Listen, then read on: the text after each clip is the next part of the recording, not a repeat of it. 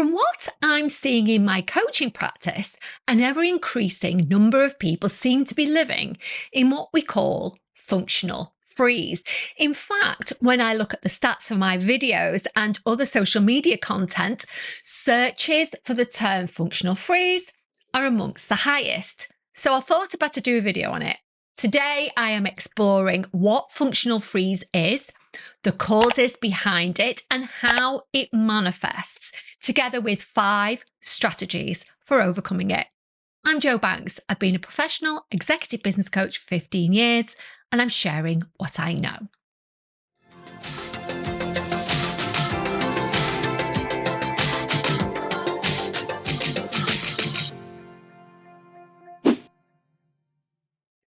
Firstly, to explain functional freeze, it's necessary to explore the autonomic nervous system, the ANS for short.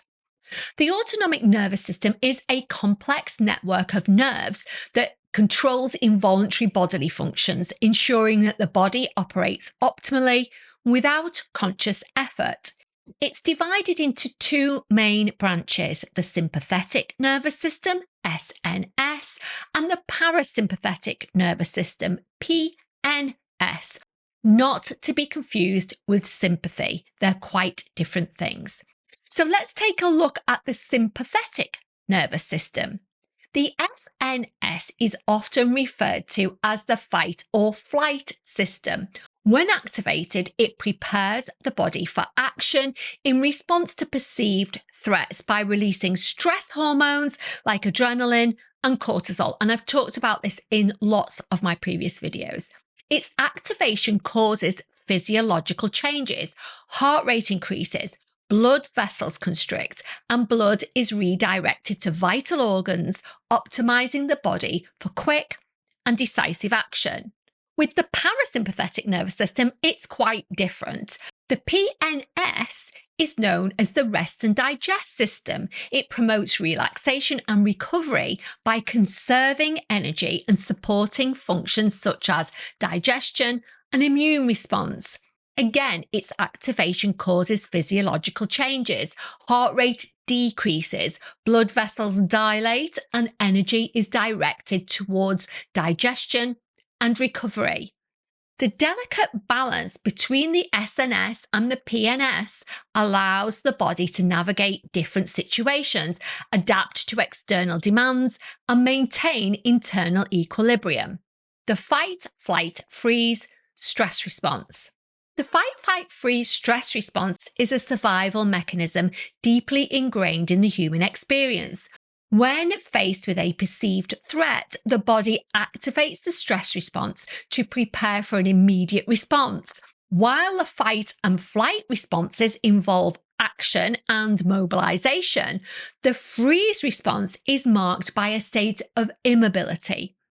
While this stress response was an adaptive tool for our ancestors when faced with the many physical threats posed on a daily basis, such as saber-toothed tigers and marauding rival tribes, it's now become maladaptive as our brains can't tell the difference between a real physical threat and a perceived threat, such as an email from your boss saying, "We need to talk," or financial worries. Worrying, panicking, overthinking all produce the same physical effects as being faced with physical danger. Let's take a look at the fight response. When that's activated, the fight response involves confronting the threat head on. The body readies itself for physical confrontation or assertive action. The physiological changes we see are increased heart rate, heightened alertness, and redirection of blood flow to the muscles. When the flight response is activated, it involves evading the threat by fleeing from the situation. The body prioritizes swift and agile movement to escape danger. The physiological changes we see are accelerated heart rate, increased respiratory rate, and enhanced energy for a rapid escape. If we take a look at the freeze response, that gets triggered when the threat seems insurmountable and neither fighting or fleeing appears viable. The body enters a state of immobility. The physiological changes we see are a sudden halt to movement, decreased heart rate, and an emphasis on conservation of energy. Understanding functional freeze. Functional freeze is linked to the freeze response governed by the autonomic nervous system. It's a state where you feel stuck or paralysed, unable to respond appropriately to a given situation. Unlike the fight or flight response characterised by action, functional freeze is marked by a state of immobility. It can manifest in decision making, problem solving, emotional expression, and interpersonal interactions, hindering adaptive responses to challenges. Causes of functional freeze. Number 1, trauma and past experiences. Underlying trauma, past traumatic experiences, especially those involving a sense of powerlessness or threat, can lay the groundwork for functional freeze. The nervous system may react strongly to stimuli reminiscent of a past trauma, including a freeze response even in non-threatening situations. Unresolved issues and trauma or unprocessed emotions from the past can contribute to an overactive stress response, making you more prone to functional freeze. Number 2, overwhelm and chronic stress. High stress levels and chronic stress or overwhelming situations can overload the nervous system, leading to a freeze response as a way to cope with the perceived threat. The continuous activation of the stress response can create a heightened state of alertness, making it difficult to relax and engage effectively. Number 3, fear of failure or judgment. Perfectionism and a fear of making mistakes or facing judgment can trigger a freeze response. Individuals who strive for perfection may feel intense pressure to avoid errors, hindering their ability to make decisions or actions. And another one that goes along with this is negative self-talk. Internalizing and using negative self-talk and fear of failure contribute to a heightened state of anxiety, making it challenging to navigate situations with confidence. Number 4, lack of autonomy and control. Micromanagement, being subjected to micromanagement or a feeling of a lack of control in your role, can contribute to functional freeze. A sense of being excessively monitored or restricted inhibits autonomy and creativity. Also, feeling powerless, a perceived lack of agency or powerlessness in decision-making processes, can trigger the freeze response, as you may feel your actions won't make a difference. Number 5, cognitive overload and information overload. Excessive information or cognitive overload can overwhelm the brain, leading to the freeze response. The inability to process and prioritize information effectively hampers decision-making and problem-solving. Multitasking demands, juggling multiple tasks or responsibilities without adequate support can also lead to cognitive overload, impeding the ability to function optimally. Manifestations of functional freeze. So, how did it actually show itself? Number 1, decision-making paralysis. If you're experiencing functional freeze, you may find it challenging to make decisions, even in seemingly straightforward situations. The fear of making the wrong choice or facing potential consequences contributes to decision-making paralysis. Number 2, impaired problem-solving skills. Functional freeze can manifest as impaired problem-solving skills. You may struggle to analyze situations, weigh options, and formulate effective solutions due to the heightened state of stress and immobility. Number 3, emotional shut down. Emotional expression may be compromised in the face of functional freeze. You may experience emotional shutdown, where the range and depth of your normal emotions become limited, leading to perceived numbness or detachment, or even in extreme cases, dissociation. Number 4, avoidance behaviors. Functional freeze often prompts avoidance behaviors as coping mechanisms. To circumvent the perceived threat, you may steer clear of challenging situations, conversations, or even responsibilities. Number 5, procrastination. Procrastination is a common manifestation of functional freeze. The fear of making mistakes or facing failure can lead individuals to postpone tasks, creating a cycle of avoidance, which increases stress. This can also be exacerbated by the lack of energy often experienced in the freeze state. If you're in functional freeze, you'll likely find it difficult to do anything other than the bare minimum necessary to survive. Coping strategies and interventions. I have 2 specific videos that go into coping strategies in a lot of detail. The first is about how to calm stress instantly, and the second, I discuss various techniques in more detail that I'm not going to go into here. I also have a similar video to this where I discuss what we call survival mode. Functional freeze is, in fact, survival mode. The details for these videos will be below. But let's take a high-level view at some of my favorite tools for managing functional freeze.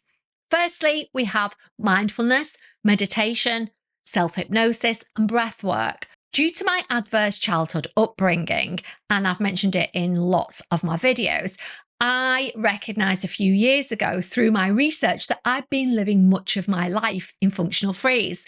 During my research, I came to understand that life was so unsafe and uncertain as a child that I learned to be hypervigilant and to continually brace my body against potential physical or emotional abuse, which was a daily occurrence as a child. I hadn't noticed this tendency to brace, what we call bracing, until a physiotherapist recognized it in me not that long ago, actually. Following that appointment, I would regularly do a body check and realize that I was indeed braced pretty much all of the time.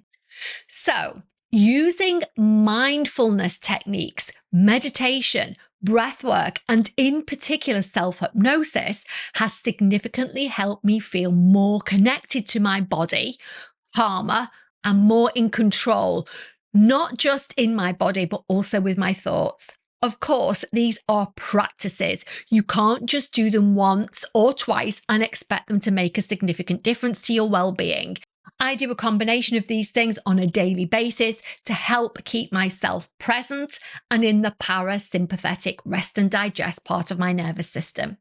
Since recording this video, I've actually set up an entirely new YouTube channel dedicating to helping people overcome stress, anxiety, and overwhelm. It's called Motivational Moments, and on there I have lots of EFT tapping videos. I will have self-hypnosis, breath work, meditation. So if you're interested in techniques that can help you come out of the freeze response, I really recommend going over there and subscribing and hitting that notification bell. There is so much coming over the next few months. So I'd love for you to join me over there. The link will be below. Number 2, therapeutic interventions.